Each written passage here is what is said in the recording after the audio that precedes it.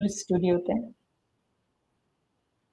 যেখানে আমি এই সবগুলো এক্সপ্লেইন করে দেখিয়ে দিচ্ছি যে কি ভুল ছিল এবং কেন ভুল ছিল সেগুলো।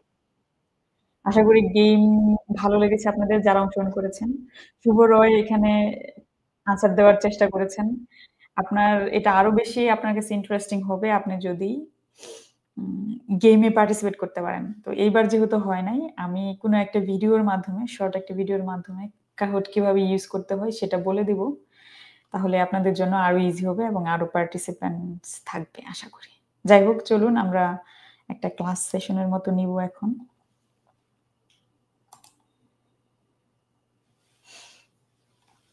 আপু কোয়েশ্চেন শুনে আনসার দিয়েছি। আপনি কোয়েশ্চেন দেখতে পারিনি। ওকে, কোয়েশ্চেন দেখতে পারেন না, শুনে আনসার দিয়েছেন। তারপরেও আপনি স্কোরবোর্ডে হাইয়ে আছেন।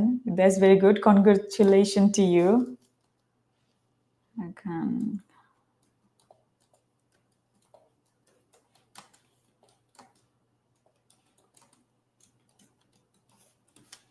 ওকে, এটাকে আরো ফ্রেন্ডলি করার জন্য আমি একটা ভিডিও যে Kahoot গেমে কিভাবে পার্টিসিপেট করবেন। তারপরেও আমি এখানে আবার বলে দিচ্ছি কারণ এই লাইভ সেশনটা আপনি হয়তো যারা গ্রামারের ক্লাস করতে আসবে, কারণ এটা আমার গ্রামারের প্লে লিস্টে দেওয়া থাকবে। আপনারা এখানে এসে দেখতে পারবেন। তাদের জন্য বলতেছি, এটাতে পার্টিসিপেট করার নিয়ম হলো, নিয়ম মানে একটু টেকনিক্যালি ডিফিকাল্টি আছে সেটা আমি বলে দিচ্ছি। আপনি যদি ফোনে ব্যবহার করতে চান এই গেম, আসলে আপনাকে ২ টা উইন্ডো ওপেন করতে হবে। একটা মিনিমাইজ করে আরেকটা। আমি যদি আমার ফোন দিয়ে দেখাই তাহলে ক্লিয়ার হয়ে যাবে।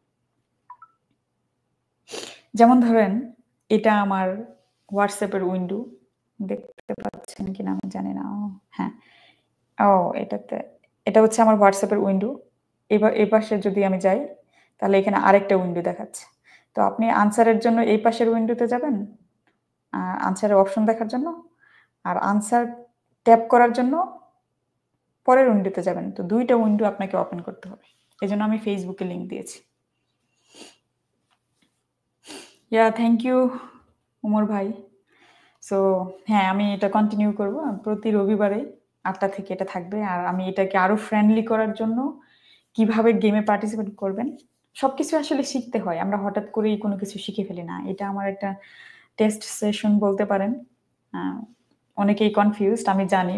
অনেকেই ১ম বার এই গেমে পার্টিসিপেট করলেন সেটাও হতে পারে। তো এটার জন্য আমি একটা ছোট্ট ভিডিও ক্লিপ দিয়ে দিব যাতে Kahoot এ কিভাবে অংশগ্রহণ করতে হয় সেটা। আমি আরো মোর পার্টিসিপেশন চাই। অনেকে পার্টিসিপেট করতে চান কিন্তু হয়তো পারেন নাই। যাই হোক এবার আমি ক্লাসটা নিতে চাচ্ছি। খুব মনোযোগ সহকারে শুনেন। আপনার কাজে দিবে।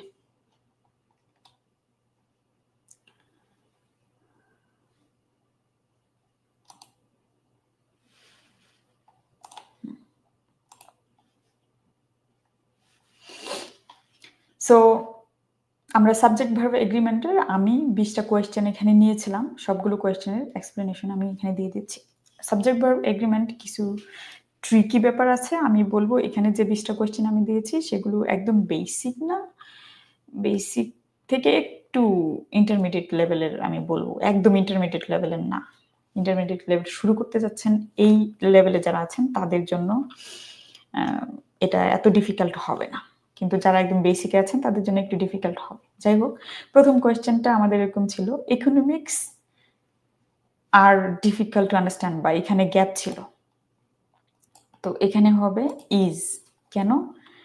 এটার এক্সপ্লেনেশন হলো কিছু নাউন্স আছে যেগুলোর শেষে এস থাকে। যেমন এখানে আছে ফিজিক্স, তারপরে ম্যাথমেটিক্স। এটা ফিজিক্সের পরে এস আছে, ম্যাথমেটিক্সের পরেও এস আছে, ইকোনমিক্সের পরেও এস আছে। তো যদিও এগুলোর পরে এস আছে, এগুলো কিন্তু প্লুরাল না। এরা সিঙ্গুলার কারণ এরা একটা সাবজেক্টের নাম। তাই এরপরে ভার্ব সিঙ্গুলার হবে। পরটাতে চলে যাব, ফ্র্যাকশনস অ্যান্ড পার্সেন্টেজ যদি থাকে।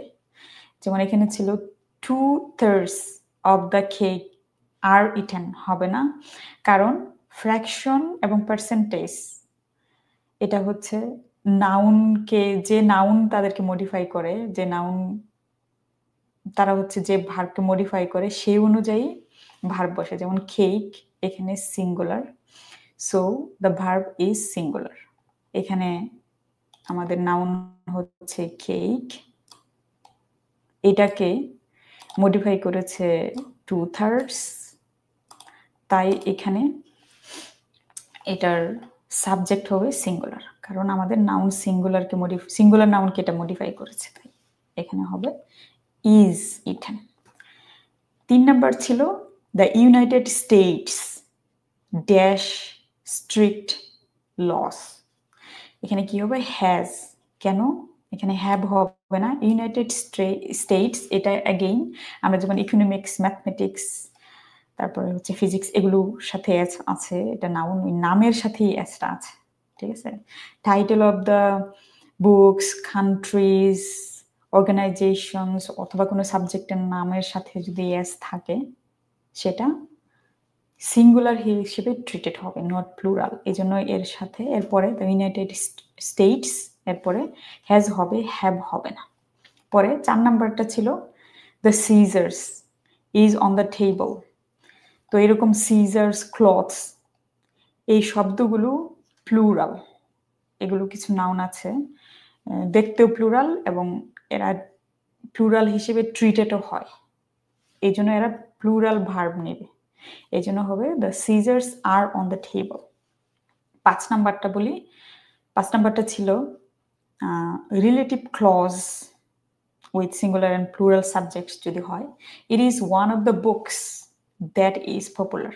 আমরা জানি ওয়ান অফ দ্য একটা রুলস আছে যে এটার নাউন প্লুরাল হয় এবং ভার্ব সিঙ্গুলার হয়, কিন্তু এখানে দেখেন একটা রিলেটিভ ক্লজ দ্বারা যুক্ত আছে, যেহেতু এখানে দ্যাট আছে, দ্যাটের পরে ভার্বটা আসছে এবং এই দ্যাট এর আগে আছে বুকস, সুতরাং দ্যাট এর ইমিডিয়েট আগে যে সাবজেক্ট আছে সেই অনুযায়ী ভার্ব বসবে এখানে, এই জন্য আর হবে it is one of the books that are popular.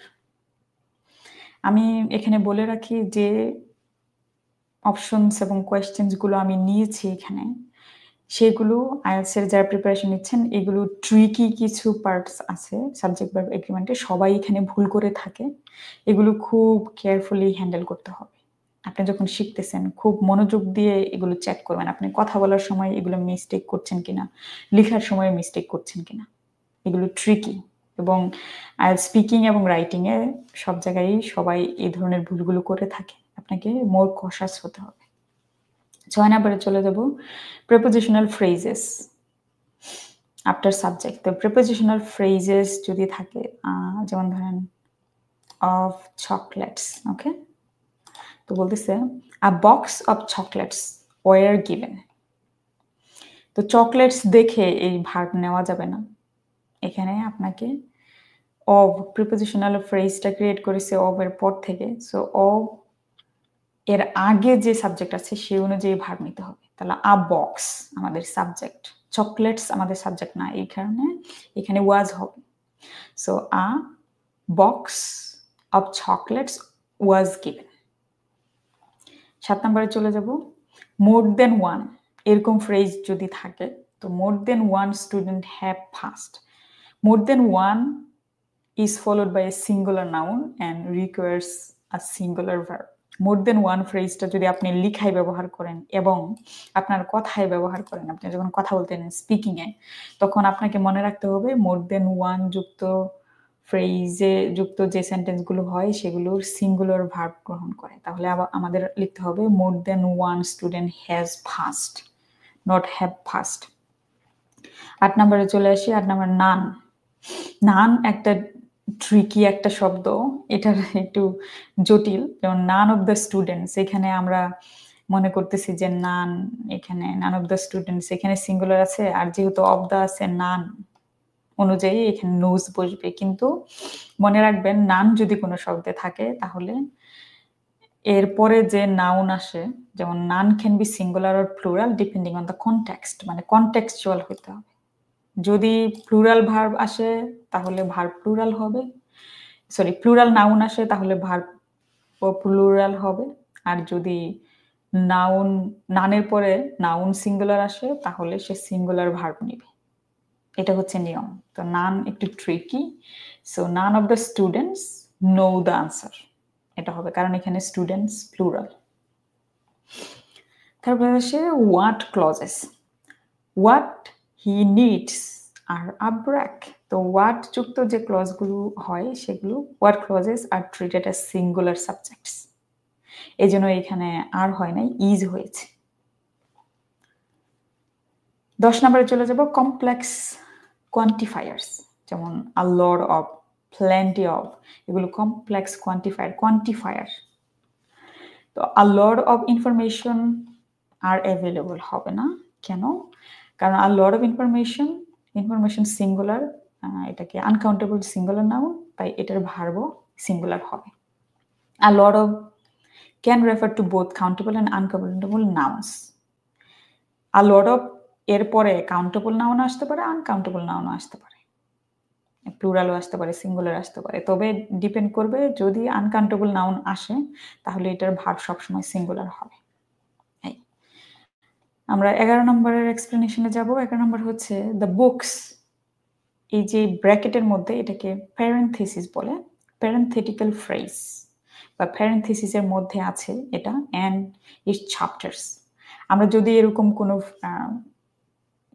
লিখি, প্যারেনথেসিসের মধ্যে কিছু লিখি এবং সেটা যদি প্লুরাল বা সিঙ্গুলার হয়, মনে রাখতে হবে যে এই অংশটুকু বাদ দিয়ে আমাদের চিন্তা করতে হবে যে এটাকে এক্সিস্ট করে না, কারণ এটা একটা এক্সট্রা ইনফরমেশন। তাই আমাদের সাবজেক্ট হবে the book is interesting, not are interesting. আমরা চ্যাপ্টারের জন্য হয়তো আর চিন্তা করতেছি, কিন্তু আর হবে না, ইজ ইন্টারেস্টিং হবে। 12 নম্বরে যাব, কোরিলেটিভ কনজাংশনস। এরা হচ্ছে কোরিলেটিভ কনজাংশন, যে not only dash but also, এরকম যদি থাকে তাহলে the verb agrees with the subject closest to it. আমাকে এরকম কনজাংশন যুক্ত, কোরিলেটিভ কনজাংশন যুক্ত সেন্টেন্স পেলে আমাকে যেটা চিন্তা করতে হবে, আগে ভার্ব খুঁজে বের করতে হবে। ভার্ব কোথায় আছে? এখানে। আর বা ভার্ব যদি না থাকে তাহলে আমাকে ডিসাইড করতে হবে, মনে করেন এখানে গ্যাপ আছে, এর ঠিক আগে নাউন প্লুরাল না সিঙ্গুলার, এটা যদি আমি ডিসাইড করতে পারি, এর ঠিক আগে নাউন প্লুরাল হয়েছে না সিঙ্গুলার হয়েছে, এটা যদি আমি ডিসাইড করতে পারি, তাহলে আমি ডিসাইড করতে পারি এখানে গ্যাপ কি হবে। তাহলে টিচার যেহেতু সিঙ্গুলার আছে, এখানে ভার্বও সিঙ্গুলার হবে। এটা হচ্ছে এক্সপ্লেনেশন। সো হবে not only the students but also the teacher is excited. দেখেন এই ইজের আগে কোনো ভার্ব কিন্তু ব্যবহার হয় না, এই পর্যন্ত কোনো ভার্ব ব্যবহৃত হয়নি। তো এইটা ইমিডিয়েট, ভার্বের ইমিডিয়েট আগে যে সাবজেক্ট আছে সে অনুযায়ী ভার্ব বসেছে। এবার নাম্বার 13-এ the majority of plus countable noun এবং আনকাউন্টেবল নাউন্স। তো এটা মেজরিটি অফ যুক্ত যে ফ্রেজগুলো থাকে সেটা for singular uncountable nouns like cake, majority takes a singular verb, কারণ কেক আমাদের এখানে সিঙ্গুলার নাউন, তাই ভার্বও সিঙ্গুলার হয়েছে। The majority of the cake was eaten. মেজরিটির পরে যদি নাউন সিঙ্গুলার হয় ভার্বও সিঙ্গুলার হবে, এই জন্য ওয়াজ হয়েছে, ওয়ার হয় না। পরে 14 নম্বর আছে ডিফিকাল্ট আনকাউন্টেবল নাউন্স, সেটা হলো দ্য লাগেজ। লাগেজ হচ্ছে আপাতত দৃষ্টিতে মনে হয় লাগেজ হচ্ছে কাউন্টেবল নাউন, কিন্তু না, luggage uncountable noun. The luggage is heavy হবে, কারণ luggage uncountable noun and requires a singular verb. তারপরে হচ্ছে every and each with compound subjects. Every যুক্ত যদি কোনো সেন্টেন্সে আপনি ভার্ব নিতে চান তাহলে এরপরে সবসময় সিঙ্গুলার ভার্ব আসবে, এভরি, ইচ, এরকম শব্দ। এই জন্য এটার ভার্ব সিঙ্গুলার হয়েছে, আর হয় না। যেমন এভরি বয় অ্যান্ড গার্ল, মনে হচ্ছে এখানে বয় আছে এখানে গার্ল আছে, অ্যান্ড দ্বারা যুক্ত হয়েছে, তাহলে আর হবে নো, কারণ এভরি আছে সামনে। তো এভরি যুক্ত কোনো সেন্টেন্স যদি আপনি পান সেখানে অবশ্যই ভার্ব সিঙ্গুলার নেবেন। 15 নাম্বার গেল। 16 inverted structure with here and there. তো এটা একটু জটিল, এটা মনে রাখার সিস্টেম হলো দেয়ার এরপরে হচ্ছে মনে করেন এইখানে গ্যাপ আছে, বা এখানে আপনি সাবজেক্ট কি ভার্ব কি বসাবেন সেটা ডিপেন্ড করবে তারপরে আপনি কি নাউন বসাচ্ছেন।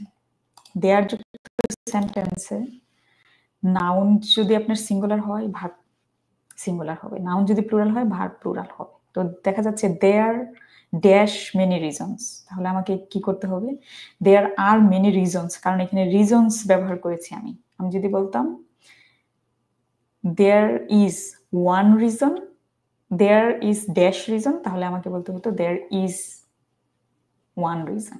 ওকে, এখানে আমি is ব্যবহার করতাম। আর যেহেতু এখানে আমি নাউন প্লুরাল নিয়েছি তাই ভার্বও প্লুরাল হবে। So there are many reasons, এখানে s যুক্ত হয়েছে। 17 নম্বরটা one of the, এটা খুবই ট্রিকি। আমরা কথায় হচ্ছে যখন স্পিকিং করি one of the ব্যবহার করি, কিন্তু এটা আমরা ভুল করি। one of the players, one of the যুক্ত যে সেন্টেন্সগুলো আমরা তৈরি করি নাউন সবসময় প্লুরাল হবে, কিন্তু ভার্ব সিঙ্গুলার হবে। কেন? কারণ এই অফ এর পরে পজিশনাল ফ্রেজ আছে, এই অফ এর পরে সাবজেক্ট এর পরে যে সাবজেক্ট আছে সেই অনুযায়ী ভার্ব হবে না, আগের সাবজেক্ট অনুযায়ী ভার্ব হবে। তার মানে অফ এর আগে সাবজেক্ট আছে ওয়ান, তাহলে এখানে হ্যাজ হবে। 18 নম্বর as well as or along with. So the teacher along with the students were late. এটাও ট্রিকি, as well বা along with যুক্ত। So phrases like as well as don't make the subject plural.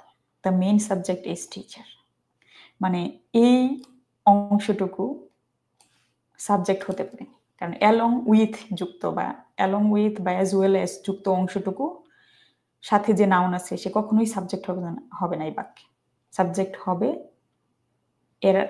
এছাড়া যে আরেকটা subject ব্যবহৃত হয়েছে সেটা, যেমন দ্য টিচার একটা সাবজেক্ট, এটা হচ্ছে সিঙ্গুলার ভার্ব গ্রহণ করবে কারণ দ্য টিচার ইজ সিঙ্গুলার। 19 নম্বর আছে subjects with embedded clauses. The fact that she studies hard prove her dedication. এখন the subject is fact, not the embedded clause.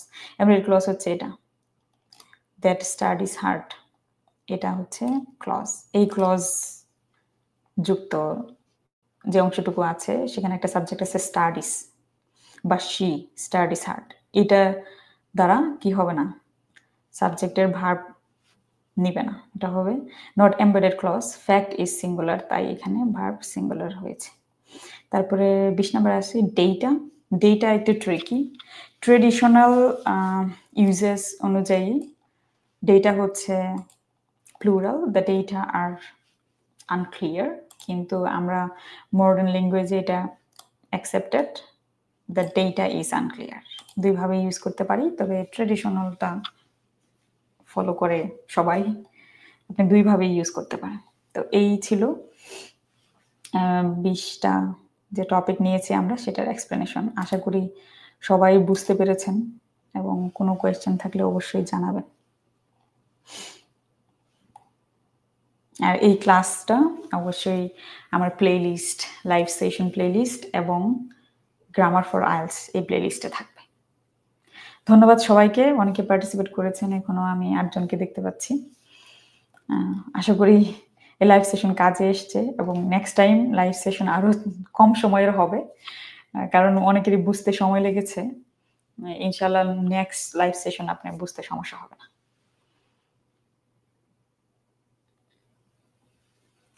Okay, bless tube, হ্যাঁ আপনি answer করেছেন, শুনে শুনে আনসার করেছেন, বাট ইউ এনজয়েড।